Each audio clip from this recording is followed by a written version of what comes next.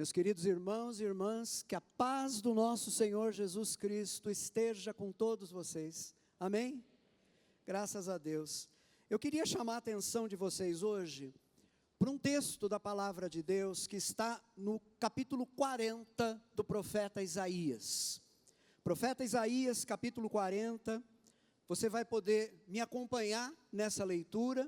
Você pode me acompanhar através da sua Bíblia ou, se você quiser, pela tela, onde também essa leitura vai aparecer. Isaías capítulo 40, versículos 25 a 31. A palavra do Senhor diz assim: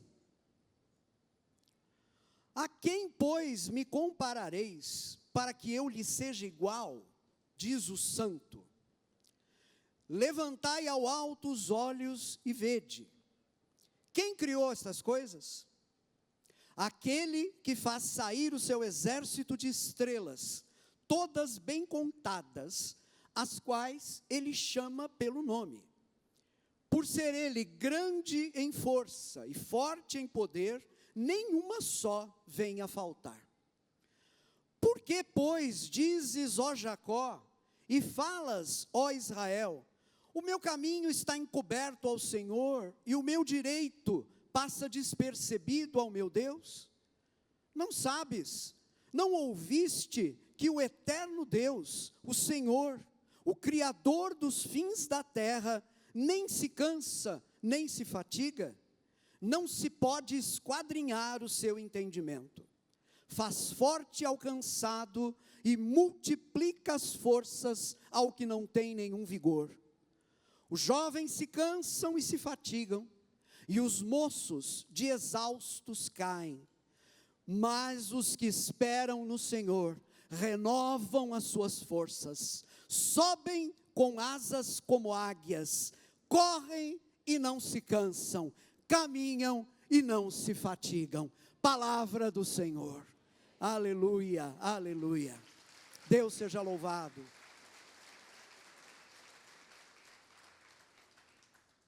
Mesmo assentado, eu queria convidar você agora a orar. Eu queria que nós juntos pedíssemos ao Senhor que ilumine o nosso coração, para que a palavra dEle faça sentido dentro de nós e penetre no mais profundo da nossa vida, a ponto de transformar aquelas coisas que nós achamos que não podem ser transformadas em nós. Vamos orar nesse momento. Pai querido, nós estamos diante da Tua presença, agradecidos ao Senhor, Pai, porque o Senhor traçou esse plano maravilhoso da nossa salvação. Foi o Senhor que determinou, Pai, lá na eternidade passada, que o Senhor salvaria essa humanidade rebelde, essa humanidade que iria se afastar do Senhor. Foi o Senhor que ofereceu o Teu próprio Filho como o único caminho pelo qual poderíamos ser salvos, Pai. E é o Senhor, Pai, aquele que abre os nossos corações, para que nós possamos dar crédito à Tua palavra. Então, Pai, agora que nós estamos diante da Tua palavra, nós pedimos ao Senhor que o Teu Espírito Santo faça a obra que somente o Teu Espírito pode fazer. Convencer-nos do pecado, abrir os nossos olhos para enxergarmos o tamanho do Teu amor, Pai, para que todos nós, correndo, entreguemos as nossas vidas ao Senhor, porque o Senhor é tudo o que importa na nossa vida. Pai, deixa isso claro para nós hoje, e toda força que se levanta contra o Senhor, Pai, todo poder espiritual que tenta roubar dos nossos corações a Tua palavra, que ele seja repreendido agora, na autoridade do nome de Jesus Cristo. Que haja confusão agora no meio dos exércitos de demônios, e que eles sejam incapacitados de gerar em nós cegueira e surdeza à Tua voz, e que o Teu Espírito faça a Tua verdade brilhar diante dos nossos olhos, para a glória do Teu nome, Pai, em nome de Jesus, amém e amém, aleluia. Meus queridos, esse trecho do capítulo 40 do profeta Isaías que nós lemos, ele faz referência a um dos sentimentos mais frequentes entre os seres humanos. E eu duvido que haja aqui alguém que em algum momento da vida não tenha sentido não tenha contido dentro de si esse sentimento que eu vou mencionar. Eu estou me referindo ao sentimento de abandono, sentir-se abandonado. Eu creio que nós, em maior ou menor grau, em algum momento da vida, cada um de nós já se sentiu abandonado, seja porque de repente, lá na sua infância, na sua meninice, sua mãe ou seu pai atrasaram para te pegar no colégio, e você ficou lá, as crianças foram todas embora, você ficou lá sozinho, sentado num degrau, esperando alguém, e você ali com 7 anos de idade, o teu sentimento era aquele: eu estou sozinho, meu pai e minha mãe me largaram, ninguém me ama, não, eu estou abandonado. Esse é apenas um exemplo. Eu acho que há uma série de situações na vida a partir das quais isso acontece, nós nos sentimos abandonados, né? Agora, esse sentimento é um sentimento terrível, doloroso, em qualquer aspecto, em qualquer medida que a gente imaginar, não é? Mas eu acho que o texto aqui mostra para a gente esse sentimento de abandono no seu grau mais elevado. Porque vejam bem, pior do que se sentir abandonado pelo pai, pela mãe, por alguém, um ser humano perto de nós, é nós nos sentirmos abandonados pelo próprio Deus. E vejam bem, é assim que o povo estava se sentindo, o povo a quem Deus estava dirigindo essa palavra de profecia através de Isaías. No versículo 27, o profeta Isaías, inspirado pelo Senhor, ele reproduz, na verdade, a queixa, o sentimento que estava no coração do povo. E por isso o versículo 27 diz, o Senhor diz aqui, através do profeta: porque, pois, dizes, ó Jacó, e falas, ó Israel, o meu caminho está encoberto ao Senhor, e o meu direito passa despercebido ao meu Deus? Essa queixa do povo, na Nova Versão Internacional, ela está traduzida da seguinte maneira: o Senhor não se interessa pela minha situação, o meu Deus não considera a minha causa. Percebam então que sentir-se abandonado é terrível, mas quão mais terrível, quão mais desesperador é se sentir abandonado pelo próprio Deus. Vamos tentar entender um pouco esse contexto, o contexto dessa profecia. Isaías estava aqui falando profeticamente. Mais de 100 anos antes, Deus estava dando a esse profeta uma visão do que iria acontecer com o povo de Israel. O povo seria levado para o cativeiro na Babilônia, a cidade de Jerusalém seria destruída, tudo isso por causa dos pecados do povo, por causa da rebeldia daquele povo, apesar de Deus enviar profeta atrás de profeta, pregando arrependimento àquele povo, pregando: abandonem os ídolos, voltem-se para o Senhor, abandonem os pecados, se arrependam. Aquele povo foi um povo de coração duro, permaneceu de coração duro, e não houve outro remédio. Deus precisou castigar aquele povo, e o castigo foi levar aquele povo inteiro para o exílio na Babilônia. Isso vai acontecer mais ou menos 100 anos depois do profeta aqui, do momento em que o profeta está profetizando, mas Deus está mostrando para esse homem de Deus, para esse profeta, aquilo que o povo ia sentir lá no exílio.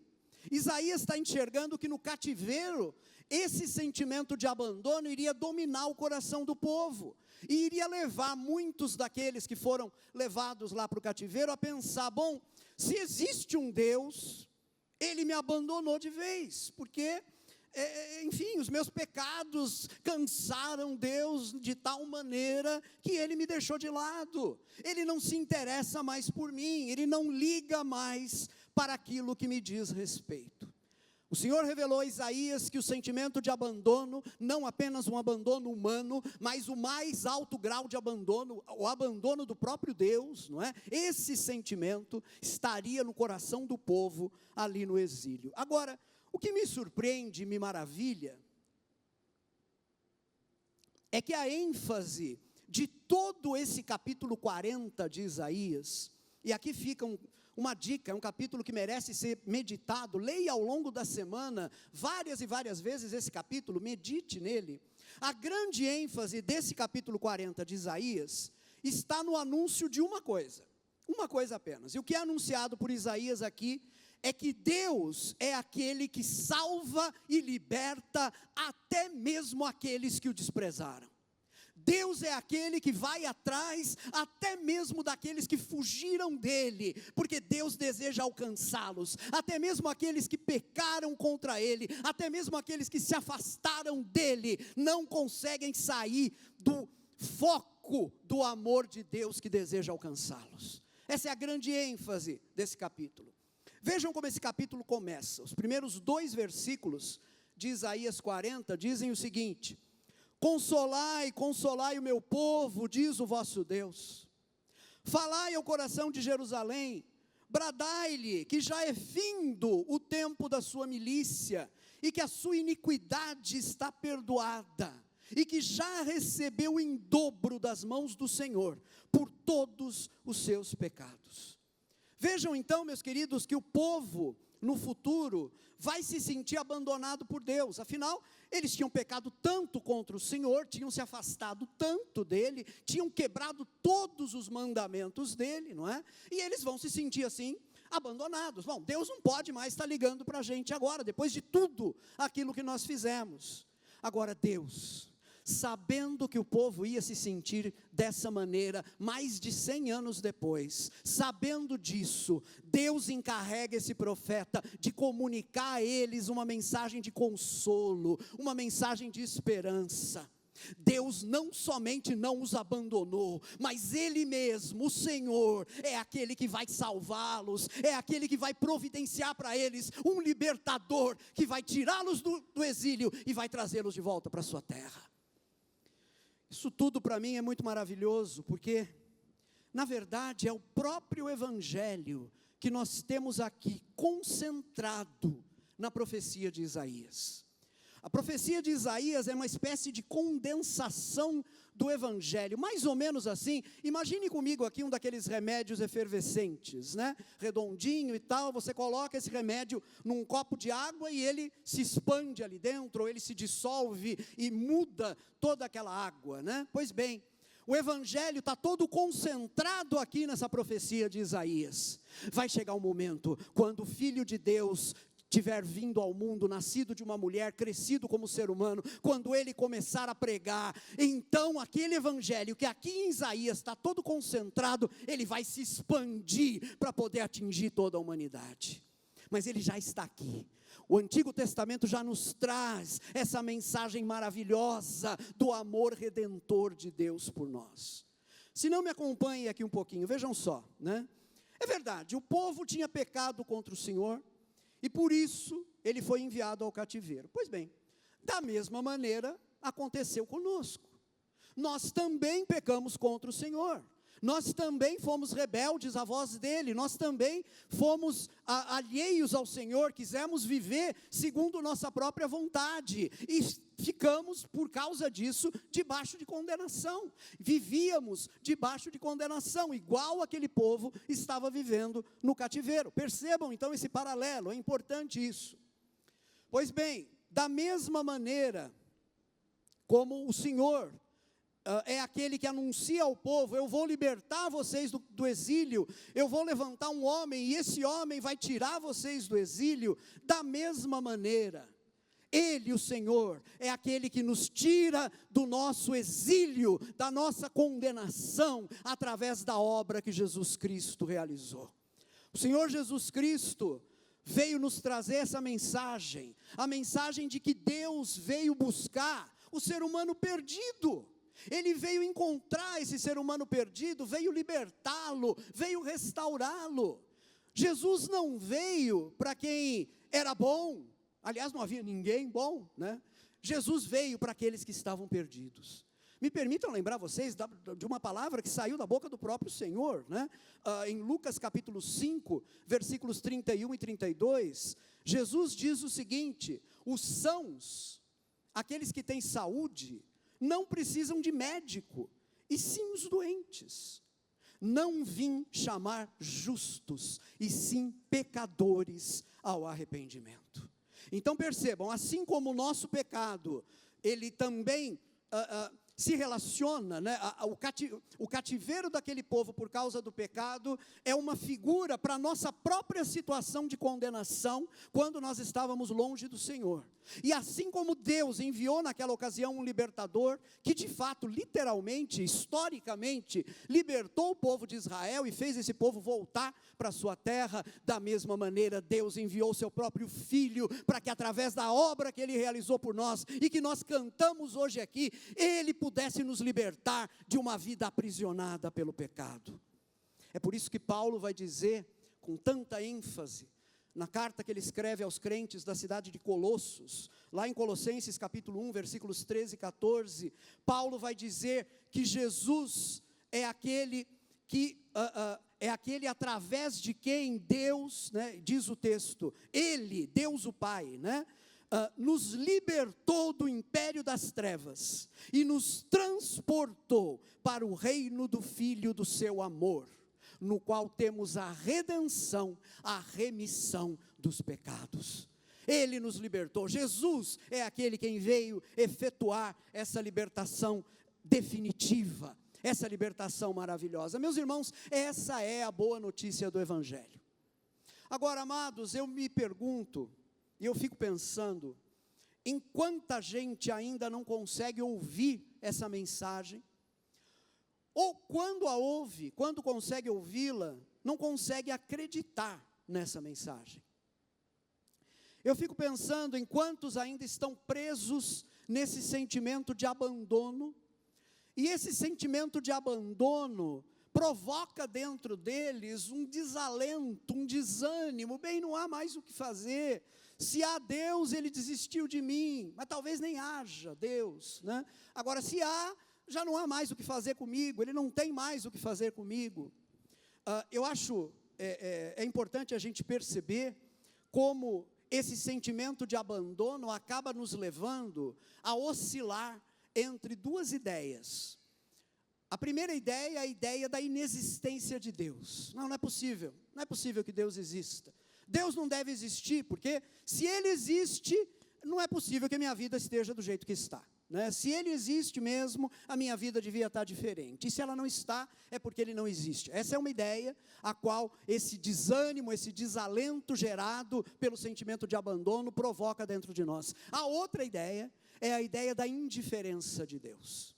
A pessoa não chega a acreditar que Deus não existe, ela diz, não, deve existir Deus sim, mas Ele não liga mais para mim, ele é indiferente a mim, eu já o ofendi tanto, que Ele já não se preocupa mais comigo. Eu queria que nós percebêssemos, amados, que essas ideias, tanto essa ideia da inexistência de Deus, como essa ideia da indiferença de Deus, são fruto de uma visão imperfeita acerca de Deus. São fruto de uma visão incompleta acerca de Deus. No cativeiro, aquele cativeiro na Babilônia que durou 70 anos, o povo de Israel aprendeu a duras penas uma verdade importantíssima sobre Deus. Qual foi essa verdade que o povo aprendeu no cativeiro? O povo aprendeu que Deus é santo. O povo aprendeu que Deus não tolera o pecado. Foi um aprendizado difícil, eles precisaram errar durante séculos, cometer pecados durante séculos, para finalmente entender que Deus não compactua com o pecado, e que Deus precisa punir o pecado, não há como isso não acontecer. E como um castigo pelos pecados daquele povo, eles foram conduzidos ao exílio. Vejam bem, essa ideia é uma ideia verdadeira. É verdade, amados e queridos irmãos, que Deus é santo. É verdade que Deus não tolera o pecado. É verdade que Deus não pode conviver com o pecado. O povo aprendeu isso no exílio. Inclusive voltou para sua terra muito zeloso, no sentido de não cometer mais aquilo que haviam cometido, para não ofender novamente a santidade de Deus. Mas lá no exílio, enquanto eles estavam aprendendo que Deus é santo, eles não perceberam que há uma outra dimensão de Deus que eles não estavam notando. E é justamente para lembrá-los disso que a profecia vai alcançá-los. Eles estavam percebendo que Deus é santo, mas eles não estavam percebendo que Deus é também o Deus que ama. Esse Deus que é santo, esse Deus que não tolera o pecado, e não tolera mesmo, Ele é também o Deus que ama, é o Deus que se empenha, é o Deus que faz todo o necessário para salvar aquele que está perdido. É porque eles não compreendiam isso, queridos, que eles estavam se lamentando, que eles estavam lá no exílio dizendo: o meu caminho está encoberto para o Senhor, o meu direito passa despercebido ao meu Deus, o Senhor não se interessa mais por mim, o Senhor não se preocupa mais com a minha vida. E o profeta, no coração do profeta, eu tenho a impressão de que está o mesmo protesto que eu sinto no meu coração agora. Como é que Deus não vai se preocupar com você? Como é possível que Deus não se interesse por você? Como é possível que Deus não te ame? Esse Deus que entregou o que tinha de mais precioso, o seu próprio Filho, pela sua salvação, será que em algum momento Ele vai deixar de te amar? Será que em algum momento Ele vai deixar de se preocupar com você? Como Ele pode não ligar para você? Jamais Ele vai deixar de se importar com você. Agora, amados, como fazer para escapar dessas ideias falsas sobre Deus? Essas ideias que frequentemente o sentimento de abandono acaba provocando dentro de nós. Como escapar disso? Só há um caminho. E esse caminho é o seguinte: precisamos retornar a uma visão bíblica sobre Deus. Precisamos retornar a uma visão bíblica sobre Deus. Somente quando nós enxergarmos Deus como Ele é apresentado na sua santa palavra, e na pessoa do seu Filho Jesus Cristo, somente quando nós enxergarmos Deus dessa maneira, é que nós vamos ser libertos desse desalento que esse sentimento de abandono acaba provocando dentro da gente. E esse texto que a gente leu, nos mostra exatamente como fazer isso. Ele apresenta para a gente aqui os passos para vermos Deus, não segundo concepções humanas, mas para vermos Deus na sua glória, na sua beleza, na sua santidade, e em todo esse amor infinito que Ele sente por nós. Quais são esses passos que estão presentes aqui nesse texto? Vamos juntos lá. O primeiro deles está aqui exemplificado pelo comecinho do versículo 26. Levantai ao alto os olhos e vede. Levantai ao alto os olhos e vede. Se nós queremos compreender realmente quem Deus é interessante notar que a palavra de Deus nos diz que, em primeiro lugar, nós temos que olhar para o universo que nos rodeia. Temos que olhar para o universo, erguer os olhos para o alto e ver esse universo que nos rodeia. Vejam com atenção o que diz o versículo 26. Levantai ao alto os olhos e vede. Quem criou essas coisas? Aquele que faz sair o seu exército de estrelas, todas bem contadas, as quais Ele chama pelo nome. Por ser Ele grande em força e forte em poder, nenhuma só vem a faltar. Meu querido, minha querida, abra o seu coração agora para essa visão, para essa perspectiva acerca de Deus. Quem é o nosso Deus? A primeira lição nos vem da própria criação. A palavra de Deus está nos desafiando aqui a olharmos para o alto, para o céu cheio de estrelas, para que a gente pense naquele que não apenas criou todas as estrelas, mas que as conhece pelo nome. Consegue imaginar isso? Alguém aqui já viu um céu estrelado alguma vez na vida? Poucas mãos se ergueram, né? Eu sei, é porque aqui a gente quase não tem visão disso, na cidade as luzes não permitem, mas uma vez, vários anos atrás, eu estava voltando de um acampamento onde eu fui ministrar para os irmãos, numa estradinha do interior, vicinal, não havia absolutamente ninguém naquela estrada, cortando uma plantação, aqui no estado de São Paulo, e era perto da meia-noite. Eu me lembro que eu parei o carro, e saí do carro para olhar aquele céu que estava sobre mim. Gente, não tinha nuvens naquela noite, não tinha nenhuma iluminação elétrica, então eu consegui ver a Via Láctea, eu consegui ver aquela profusão inimaginável, incontável de estrelas, e eu sabia que eu estava vendo apenas uma pequeníssima parte desse imenso universo que Deus criou. Ora, se era para mim impossível contar aquelas estrelas, né? Quanto mais saber o nome de cada uma delas, o que dirá de todo o universo, de toda essa imensidão? Pois bem, a palavra de Deus diz: o nosso Deus é aquele que criou todo esse universo, toda essa imensidão, toda essa profusão de estrelas, e Ele não apenas as criou, mas Ele as conhece todas. E como o texto diz, por ser Ele grande em força e forte em poder, Ele as convoca e nenhuma delas falta. Vocês conseguem imaginar isso? Vocês sabem o que significa isso? Isso significa, queridos, que se nesse momento, em algum confim do universo, alguma estrela está morrendo, isso é porque Deus sabe e controla o que está acontecendo com ela. Entendem isso? Não sei, talvez alguns de vocês tenham sido infeccionados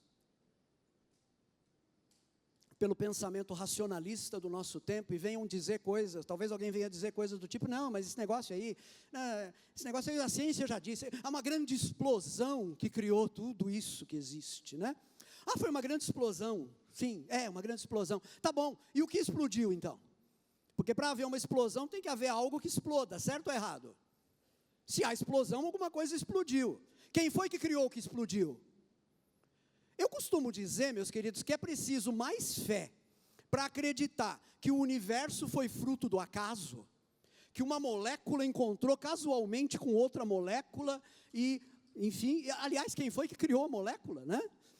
É preciso mais fé para acreditar que o universo é fruto do acaso, do que para acreditar que Deus criou todas as coisas. Então tem ateu por aí cheio de fé, porque tem mais fé que eu, né? Enfim, eu não consigo acreditar que um universo como esse possa brotar do nada, né? Do acaso. Agora, nós não temos que nos ocupar disso, nós não temos que ser escravos do pensamento racionalista do nosso tempo, porque a palavra de Deus é muito clara: foi o nosso Deus que criou tudo o que existe, e Ele não apenas criou, mas Ele conhece, e Ele não apenas criou e conhece, mas Ele controla, de tal maneira que nada, em nenhum centímetro desse universo, acontece sem a aprovação de Deus. Jesus disse isso, Jesus disse: nenhum pardal cai no chão sem o consentimento do Pai de vocês que está nos céus. Não sou eu que estou inventando isso, é Jesus quem falou. Então, meus queridos, a criação aponta para Deus como aquele Deus que tem todo o poder, capaz de criar a menor microcélula e de planejar a imensidão de todo o universo. Esse aqui é o primeiro ponto acerca de quem Deus é, que tem que ficar claro para nós. Porque na verdade a palavra de Deus está dizendo aqui através do profeta, para Israel, para esse povo que está no exílio, a palavra de Deus está dizendo, e eu vou colocar aqui em minhas palavras, o seguinte: o Senhor está dizendo: olha Israel, você está no cativeiro agora, tudo o que você tinha se perdeu, tudo o que você considerava estável na sua vida, desapareceu da sua vida. Mas olha bem, Israel, de quem depende a sua vida? De quem depende a sua vida? A sua vida não está nas mãos do rei da Babilônia. Esse rei hoje está aí, sentado no trono dele, cheio de poder, mas amanhã vem o rei dos persas, vai vencê-lo, vai matá-lo, vai tomar o lugar dele. E mesmo o rei dos persas não vai fazer com você, Israel, nada que eu não determinar que ele faça também. Porque, veja bem, Israel, ouça o que o Senhor diz: o Salvador de vocês sou eu. Para mim, diz o Senhor, tão fácil quanto criar uma galáxia inteira é dar uma ordem para um homem e ele vai libertar vocês do cativeiro e vai devolver vocês à sua terra.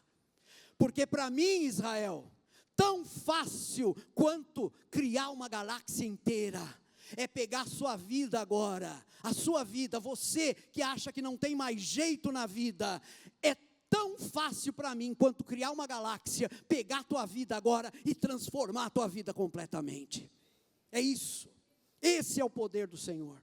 Agora, queridos e queridas, a gente precisa aplicar essa verdade à nossa própria vida. Me permitam perguntar: quais são as razões do seu desalento? Quais são as razões do seu desalento? O que na sua vida está inspirando nesse momento esse sentimento de abandono, esse sentimento de que você foi abandonado até mesmo por Deus. O que é que está gerando isso dentro de você? A palavra de Deus está te dizendo hoje, olha para o céu estrelado, pensa um pouquinho na imensidão que Deus criou, dentro e fora do nosso planeta, pensa um pouco no poder desse Deus. Há algo que Ele não possa fazer? Será que tem alguma coisa nesse universo que Deus não possa fazer? A palavra de Deus responde essa pergunta. Em Lucas capítulo 1, versículo 37, a gente lê: porque para Deus não haverá impossíveis em todas as suas promessas. Amém? Para Deus não haverá impossíveis em todas as suas promessas.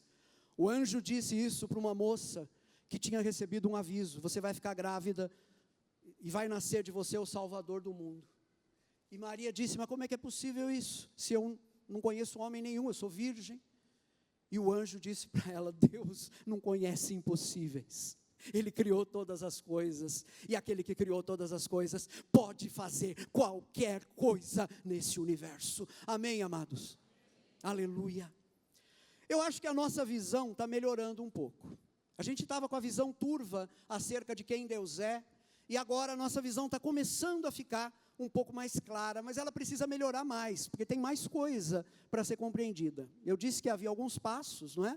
Nós vimos o primeiro, eu quero ver com vocês agora o segundo desses passos. E eu diria que esse segundo passo é decisivo. Ele aparece exemplificado pelo início do versículo 28 de Isaías 40, que diz assim: não sabes? Não ouviste? Será que você não sabe?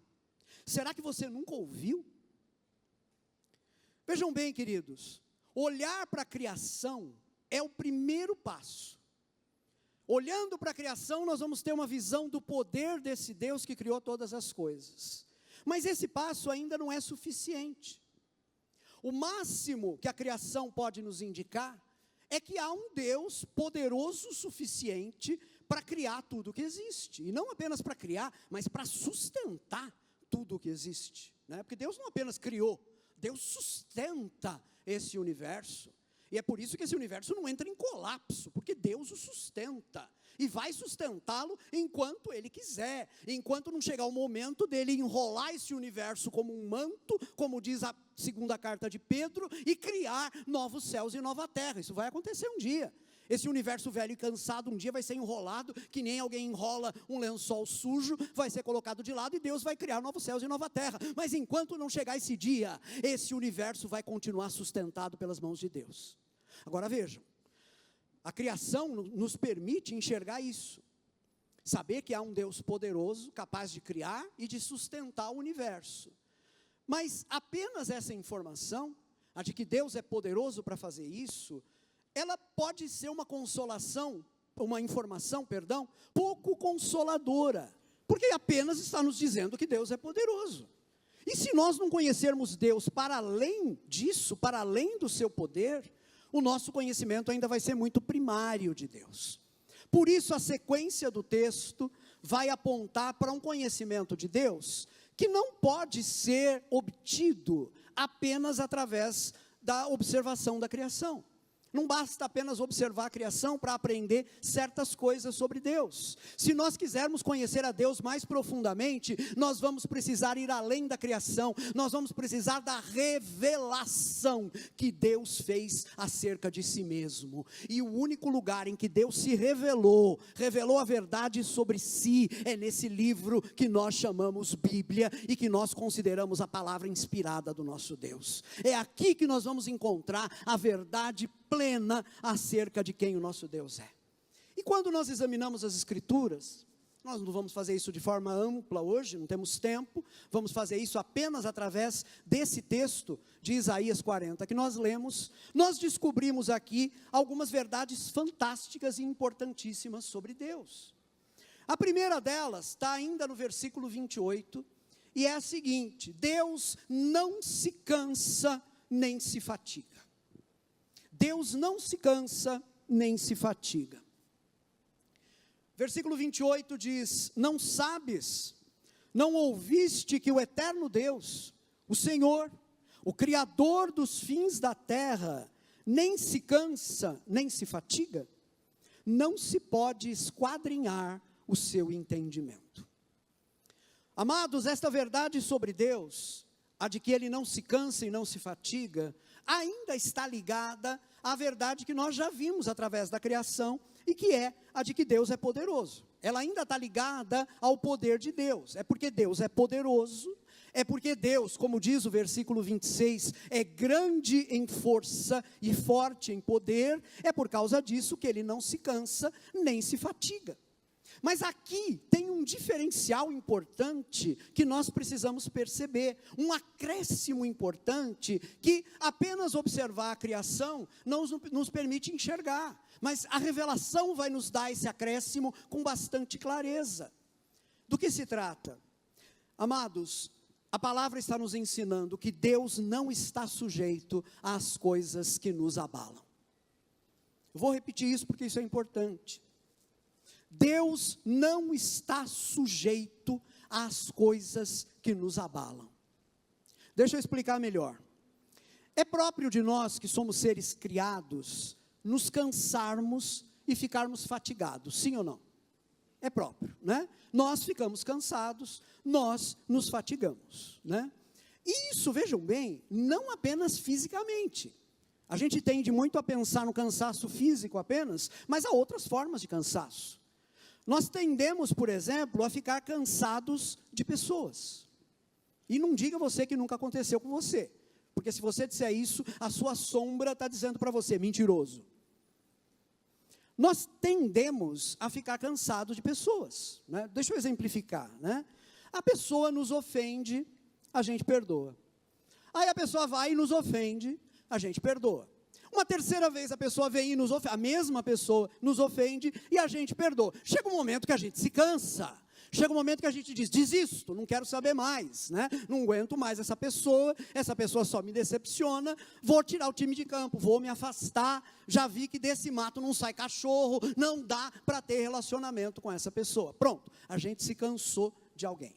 Isso acontece com a gente muito frequentemente, e nós temos a tendência de projetar isso para Deus. Nós temos a tendência de achar que assim como a gente se cansa com pessoas, né? A gente se decepciona e se cansa com pessoas, Deus também se cansa com a gente. Agora, amados, a verdade que a palavra de Deus está nos trazendo hoje, é que Deus não se cansa. E isso, não apenas fisicamente. Não se trata apenas de Deus ficar cansado porque fez alguma... não, Deus não se cansa, não. Deus também não se cansa de pessoas. Deus não se cansa de você, apesar de você já ter pisado na bola com Ele inúmeras vezes. Deus não se cansa de mim, apesar de eu já ter feito isso também outras tantas vezes. Amados, se Deus se cansasse, se Ele fosse como a gente, há muito tempo Ele teria desistido da humanidade. Mas Ele não desistiu, e Ele não desistiu porque Ele não se cansa. Agora eu queria que você entendesse como é consolador saber que o Deus do qual a nossa vida depende, não está sujeito às coisas que nos abalam. Nós nos cansamos, mas Ele nunca se cansa. Nós ficamos desesperados, mas Ele nunca se desespera. E por isso, gente, é que nós podemos correr para Ele nos momentos de maior desespero, e nós vamos encontrar nele o chão seguro, o apoio, a proteção, o livramento. Veja, eu queria mostrar para você como Davi, que se tem um homem que já teve problema na vida, eu creio que é esse Davi, e as últimas pregações do Anésio mostram isso com clareza, né? Quanto salmo que o Davi não escreveu quando estava em momentos de problema, de tribulação, né, de angústia. Vejam o que diz esse homem, lá no Salmo 40, versículos 1 e 2. Esperei confiantemente pelo Senhor, Ele se inclinou para mim, e me ouviu quando clamei por socorro. Tirou-me de um poço de perdição, de um atoleiro de lama, colocou-me os pés sobre uma rocha e me firmou os passos. Ora, meus queridos, por que Deus é capaz de fazer isso? Porque Ele é o Deus que não está sujeito às circunstâncias instáveis da vida. Eu e você estamos sujeitos às circunstâncias instáveis da vida, mas Deus, quando Deus não está e quando nós estamos afundando na instabilidade da nossa vida, Ele tem o poder de estender a mão dEle e nos tirar desse lamaçal. Amados, me permitam acrescentar aqui uma nota bem pessoal, mas eu sei que ela vai ser útil para muita gente. Eu não estou falando aqui de algo que eu ouvi falar. Eu nem sequer estou falando de algo que eu li na palavra de Deus ou em algum outro livro inspirador. Eu estou falando daquilo que eu experimentei na minha própria vida. Eu estou falando daquilo que eu experimentei na minha própria pele. Quando eu fazia o meu tratamento radioterápico, há 4 anos atrás, nos meses de maio e junho de 2020, 35 sessões de radioterapia consecutivas, com intervalos apenas nos fins de semana e nos feriados. Eram os 10 minutos, cada sessão eram os 10 minutos mais longos da minha vida, porque parecia que aquilo não acabava. E enquanto eu ficava deitado naquela mesa, com a minha cabeça presa na mesa por uma máscara, porque eu não podia mexer a cabeça, senão isso podia desviar o foco do ponto que a radiação devia atingir o meu pescoço. Quando eu estava ali naquela mesa, com a cabeça parada daquele jeito, incapaz de falar, porque eu não podia falar, não podia mexer a cabeça, mas incapaz de falar também, porque eu estava com a minha boca absolutamente cheia de feridas, causadas pelo tratamento, pela radioterapia. Quando eu estava ali, nessa situação, esse era o salmo que estava na minha boca, não fisicamente, dentro de mim, era esse salmo que eu orava.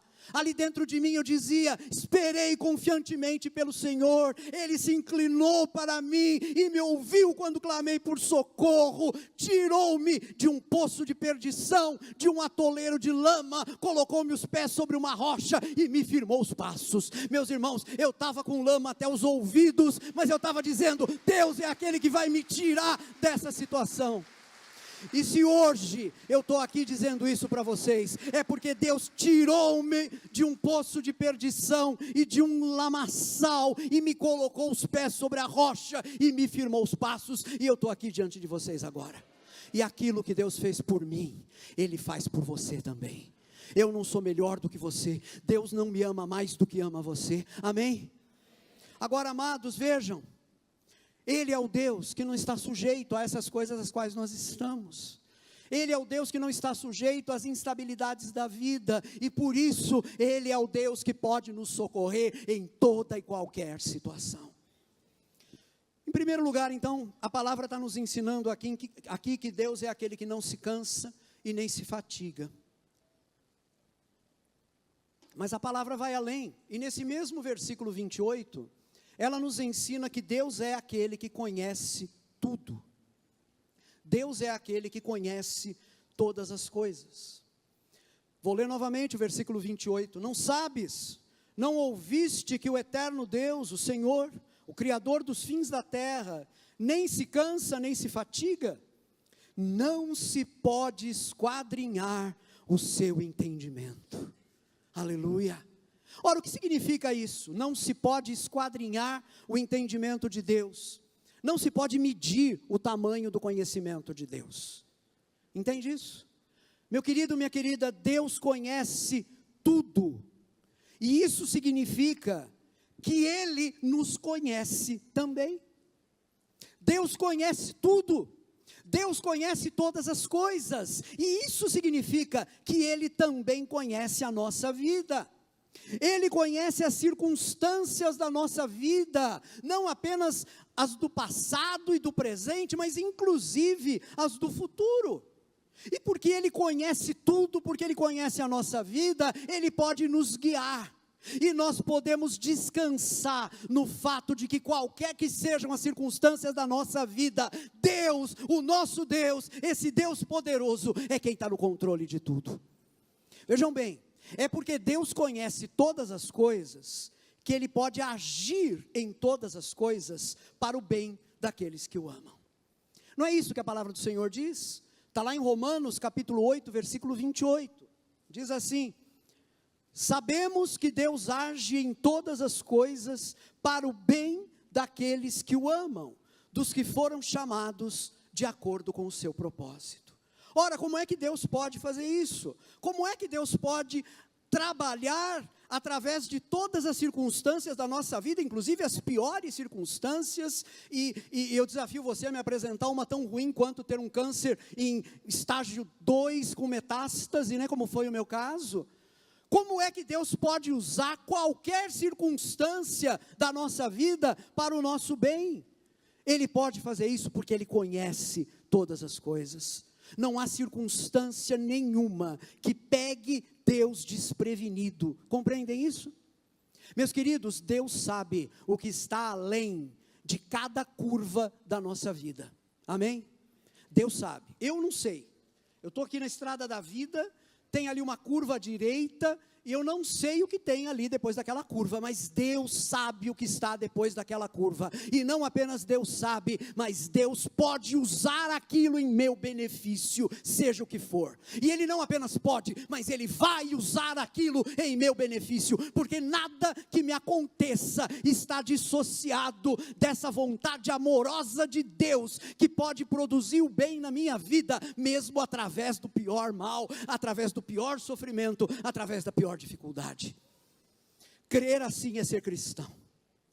E agora eu queria desafiar você a descer para o nível mais pessoal, mais íntimo possível. Nós estamos falando aqui que Deus conhece todas as coisas, mas vamos aprofundar isso daqui.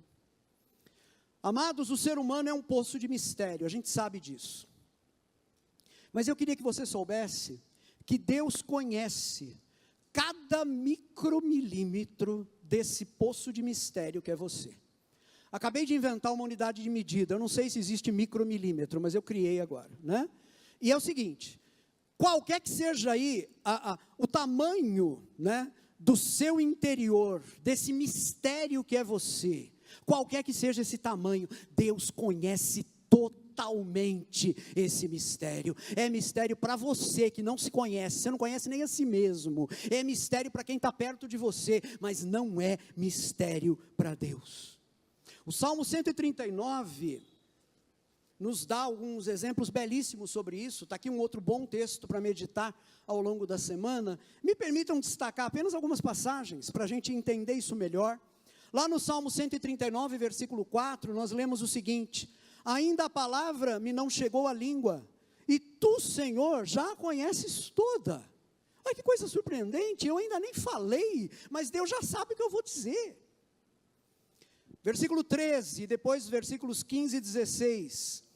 Pois tu formaste o meu interior, tu me teceste no seio de minha mãe. Os meus ossos não te foram encobertos, quando no oculto fui formado e entretecido como nas profundezas da terra. Você está vendo que coisa impressionante? Você achava que estava sozinho, né, no ventre da sua mãe, ou no máximo ali com o seu irmão gêmeo, né, ou trigêmeos, enfim, né, alguns vêm em bando, né, 5 e tal, mas vocês não estavam sozinhos lá não.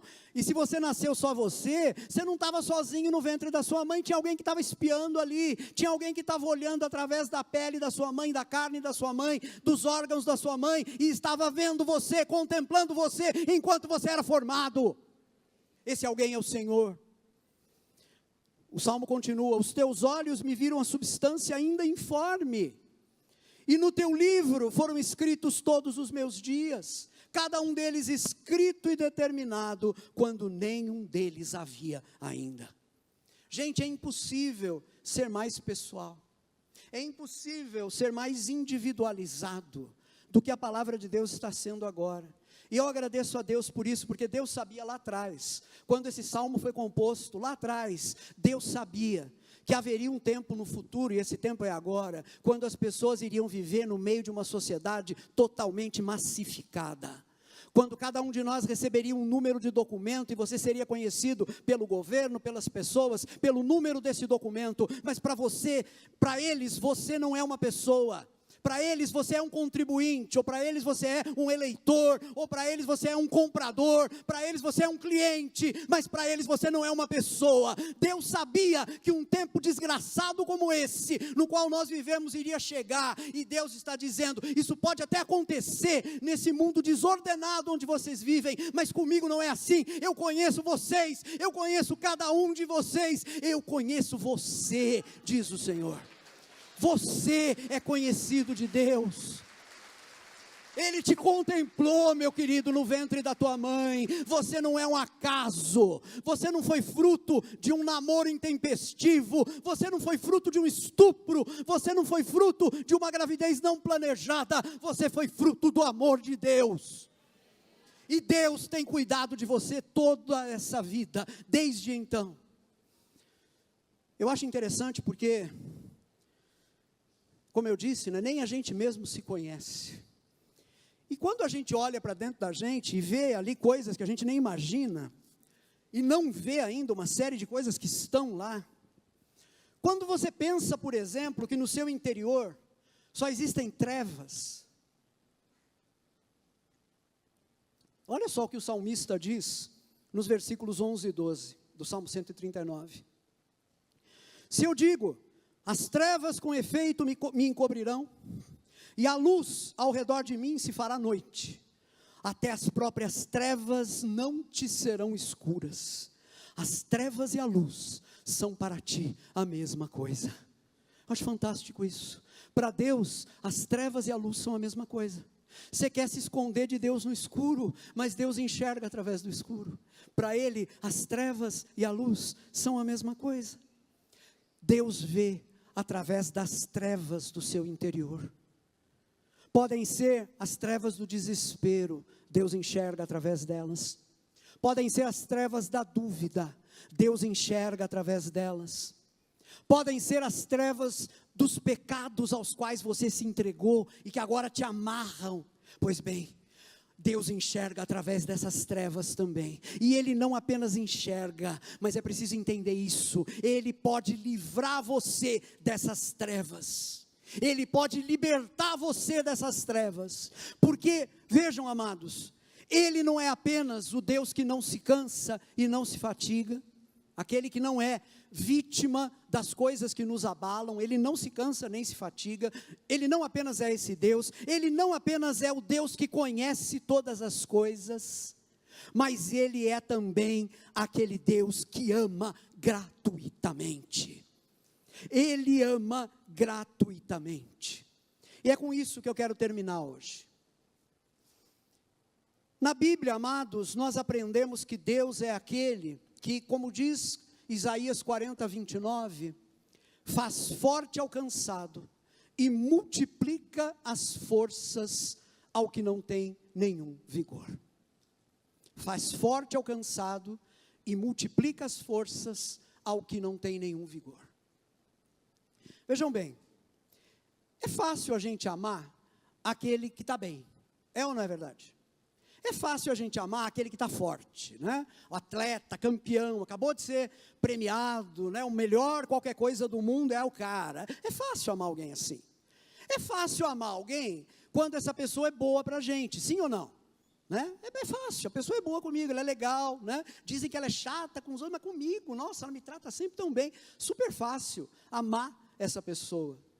Mas amados, vejam bem, esse tipo de amor, quando a gente ama com essa facilidade, né? Não é fácil, porque a pessoa é boa, a pessoa é legal, a pessoa é bacana, a pessoa é forte, a pessoa está bem, a pessoa é gentil comigo. Esse tipo de amor, na verdade, é sempre uma retribuição nossa àquilo que de bom, de agradável, de amável, a gente percebe que existe numa outra pessoa. Vocês estão entendendo isso? Uma retribuição, né? A pessoa é bacana, então eu retribuo com amor. A pessoa é legal comigo, eu retribuo com amor, né? A pessoa é vencedora, é brilhante e tal, nossa, é tão legal estar perto dessa pessoa, eu retribuo com amor.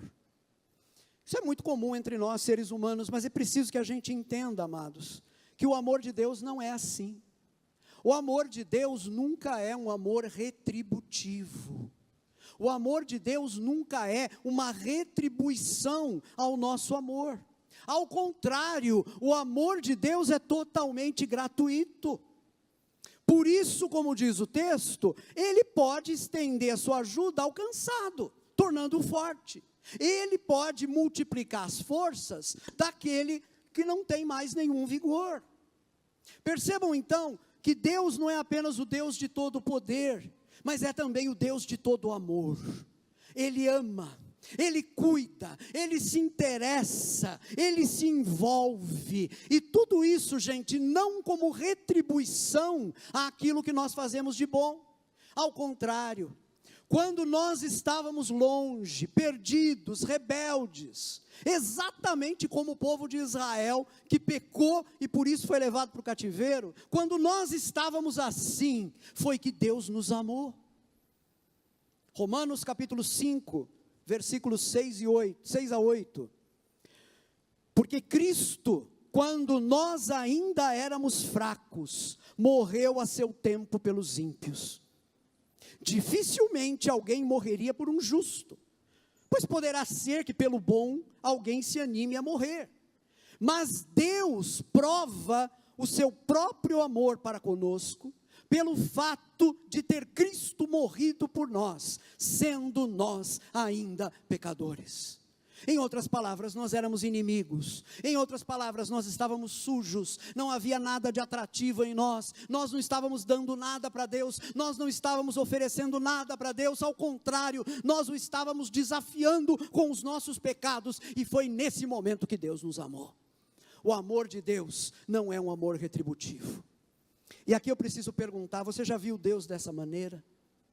Você já enxergou Deus como aquele que te amou gratuitamente, independente de você fazer alguma coisa antes para agradá-lo?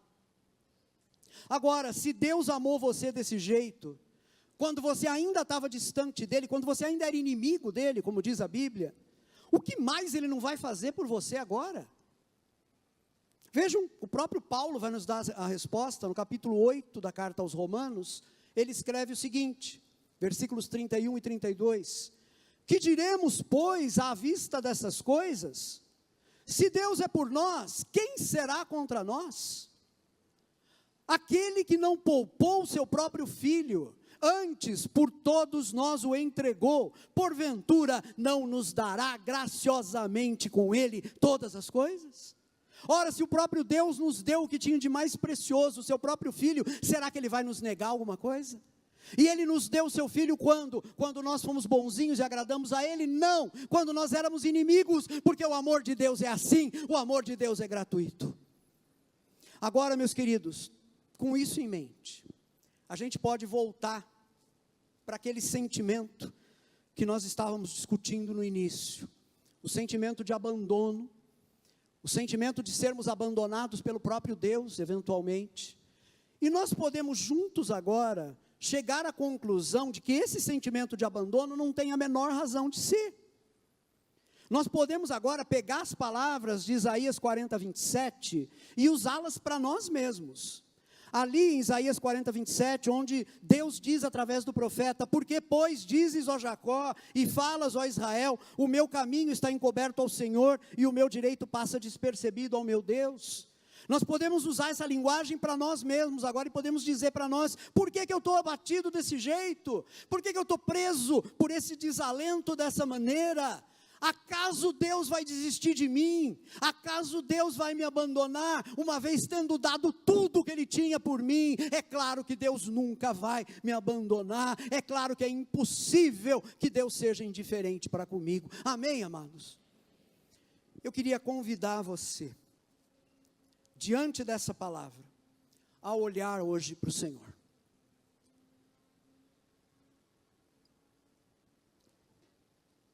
Olhe hoje para o Senhor. Qualquer que seja a circunstância na qual você está vivendo, para alguns de vocês, esse convite que eu estou fazendo, significa se converter. Você está sendo chamado à conversão. O que significa isso? você reconhecer pela primeira vez na sua vida que você precisa de Deus, que você está longe dEle, que você foi rebelde, você tem vivido a sua vida segundo sua própria vontade, sendo, como você diz, o dono do seu próprio nariz, não é? E é por isso que a sua vida está do jeito que está, uma vida sem sentido, porque você tem sido o dono da sua própria vida, você tem sido o dono do seu próprio nariz. A palavra de Deus está te convidando a entregar o seu nariz para o Senhor hoje, e não apenas o seu nariz, mas a sua cabeça, o seu tronco, os seus membros, tudo aquilo que você é, entregar todo o seu corpo, entregar todo o seu ser, a sua mente, o seu coração, a sua vontade, a totalidade da sua vida, entrega a sua vida para o Senhor hoje, e você vai ver o que Ele pode fazer com a sua vida. O caminho no qual você está é um caminho de morte, é o desespero, é o desalento nesta vida, é a condenação eterna depois da morte. Esse é o caminho no qual você se encontra. Inferno não é brincadeira, inferno é uma palavra real, está na Bíblia, e é para lá que vão aqueles que vivem sem Deus. Mas meu querido e minha querida, o convite para você hoje é justamente para tirar você desse caminho, é justamente para mudar a sua realidade, para mudar a sua vida. Receba o Senhor como dono da sua vida hoje, entregue a sua vida para Ele, e você vai ver a transformação que Ele é capaz de fazer. Mas você não conhece o tamanho da desgraça na minha vida. Deus conhece. Ah, mas é muita coisa, eu me enrolei com tanta coisa ruim, com tanta coisa que não agrada a Deus, eu não consigo sair disso daqui agora. Você não consegue mesmo, mas aquele que pode criar uma galáxia, sim, Ele consegue te libertar agora. Ele tem poder para mudar a tua vida totalmente agora, se você entregar a sua vida a Ele. Então entrega a sua vida a Ele, creia na palavra dEle. Agora, essa palavra também se dirige para aqueles e aquelas que já são convertidos, se converteram já, mas estão precisando reencontrar o caminho, porque por alguma razão, os problemas, os desalentos da vida, as ideias erradas sobre Deus, acabaram levando você para longe dEle. Alguns se desviaram mesmo, se afastaram, voltaram à antiga vida de pecado, e estão nela agora. Outros estão ainda na igreja, mas estão desanimados, estão adoecidos, estão entristecidos. Pois bem, a palavra de Deus te desafia também hoje. Olha para o Senhor, ergue os teus olhos para Ele, coloca nele a tua esperança, coloca nele a tua confiança, e Ele é capaz de mudar qualquer que seja a situação em que você se encontra. Aliás, essa é uma palavra para todos nós, porque todos nós precisamos constantemente nos converter, todos nós precisamos constantemente recolocar os nossos olhos no Senhor. Isaías 45, 22 diz assim, o Senhor diz, olhai para mim e sereis salvos, vós todos os termos da terra, porque eu sou Deus e não há outro. Amém? É isso, é tempo de olhar para o Senhor. E para terminar, me permitam dizer, se nós fizermos isso, se nós atendermos a esse convite, se nós olharmos com fé para o Senhor, há uma promessa de Deus para nós. Capítulo 40 de Isaías, versículos 30 e 31, são os últimos versículos que eu lerei nessa manhã.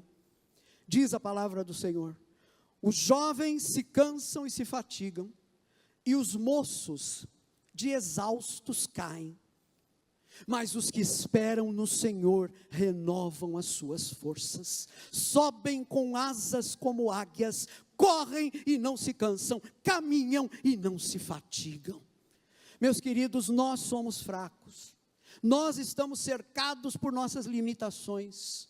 A palavra de Deus está nos dizendo, o melhor das nossas forças, aqui no versículo 30, os jovens, os moços, né? O melhor das nossas forças cai prostrado depois de algum tempo, se esgota. Nós não temos forças para caminhar. Me permitam ser claro, nós não temos forças para seguir Jesus, porque eu sei que tem gente que está me ouvindo e lá dentro está o seguinte pensamento, eu já tentei tantas vezes, mas eu não consigo, eu sou fraco, eu volto para o pecado, e não tem jeito, eu não estou conseguindo. O que a palavra de Deus está te dizendo é o seguinte, querido ou querida, coloca a tua confiança em Deus, porque não é com a tua força que você vai superar os pecados que te prendem, é com a força do Senhor, e quando a força do Senhor estiver em você, então você vai correr e não vai se cansar, você vai voar como águia, você não vai ficar exausto, porque vai viver dependendo da força de Deus, Deus e não da sua própria força. Amém. Amém, amados. Os que esperam no Senhor, os que confiam nele, os que fazem dele a sua força, terão as suas forças renovadas. E eu queria te convidar agora a ficar em pé comigo. Eu gostaria de orar com todos vocês.